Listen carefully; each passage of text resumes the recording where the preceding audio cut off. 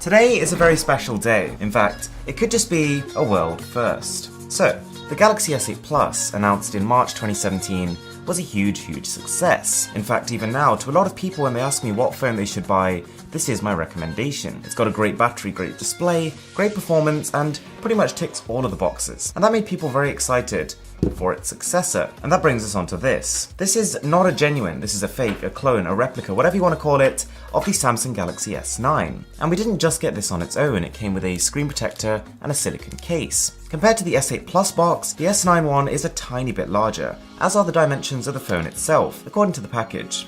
We can see that a lot of the specifications are very similar between the two phones, and that is what we're expecting to see. The Galaxy S9 Plus is meant to be slightly more of an iterative upgrade than perhaps the S8 was over the S7. But you can see here on the S9 Plus box, it says 6 gigs of RAM. The S8 Plus only had 4 gigs, and instead of earphones tuned by AKG on the real phone, the fake over here has earphone tuned by AJG. So it's going to be interesting to see if they've actually tried to recreate a fake brand just to simulate those earphones that are included. Who knows what they've done, but this is a very heavy, substantial box, and it looks like they've done a pretty good job.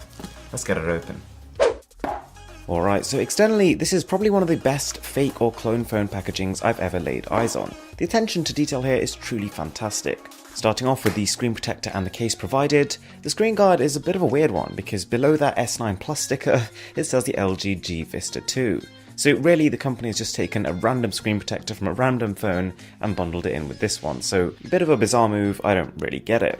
The case is a silicone case which looks a little bit more accurate. This looks like it would fit what the supposed Galaxy S9 Plus is going to look like, which of course means it's incompatible with this dodgy screen protector that's also included. Opening the main box, definitely a pleasant surprise. You're greeted by this plastic-coated, weaved finish. I was not expecting that. And the moment of truth, opening the box up for the first time, as you probably expected, the phone is on top. And so far so good. It's a little bit on the thick and a little bit on the heavy side, but visually speaking is kind of what we expect to see. The insert below has an uncanny resemblance to the Galaxy Note 8, which makes me think this is somewhat recycled packaging, and underneath this we've got a little box which you might expect to have a case or something else in it, but it just literally has the quick start guide. The charger included pretty much exactly resembles that of the Galaxy S8.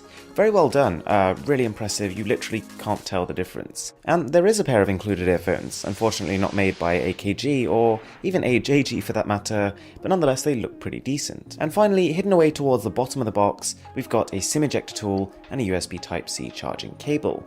Nice to know that even though this is a fake, it's still using the latest standard, but no doubt it won't actually support fast charging. Alright, moving on to the phone, we've got a protective film covering the front, which somewhat exaggerates the screen to body ratio on offer, but even taking it off reveals a pretty generous screen size. Turning it over, the company could have done a bit of a cleaner job here, but you peel that off and it looks pretty much exactly as we expected it to.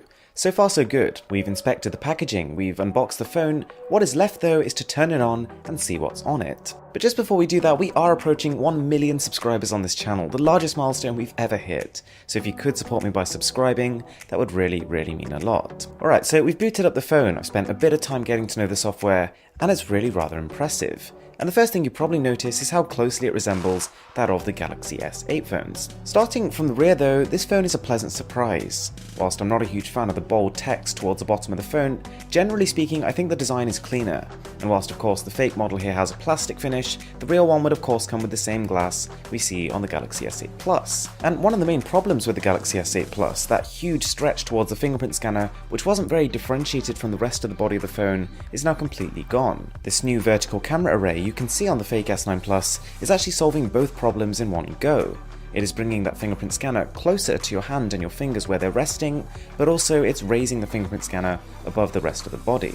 Something we come to expect with these clone phones that come out before the real phones have been released is a thicker and a heavier body, and that hasn't changed here, so this aspect of the phone is definitely not representative of what we will see with the real phone.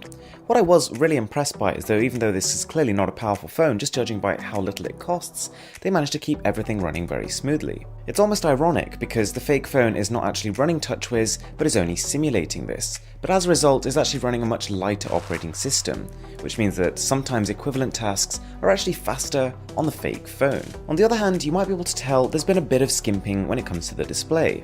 The real S8 Plus on the left-hand side has got an 18.5:9 aspect ratio, but the fake one over here has a 16:9 and in its place a larger chin on both the top and the bottom. Also, whilst it's certainly impressive that the fake phone is actually curved, you'll notice the curve is only coming in the body of the phone, and that the display itself is completely flat, so it's missing that edgeless feel, that infinity display that the real phones have. The clone actually does impress in a lot of ways though. The wallpaper library, whilst not necessarily advancing it to the next level and including anything new, is complete. It has everything that the S8 phones do. The dialer, the built-in applications, very effectively emulate what we see on the S8. Everything from the home buttons to the settings menu is all intricately detailed. I find it kind of funny that even though the About section of the phone says it's running Android 7.0 Nougat, when you triple tap that it actually brings up the Marshmallow logo, which is the Android version it is actually running. And of course this guy disappoints in many other ways. The camera is almost non-usable, the battery life absolutely flies down, you can empty this thing in about 3 to 4 hours of screen on time,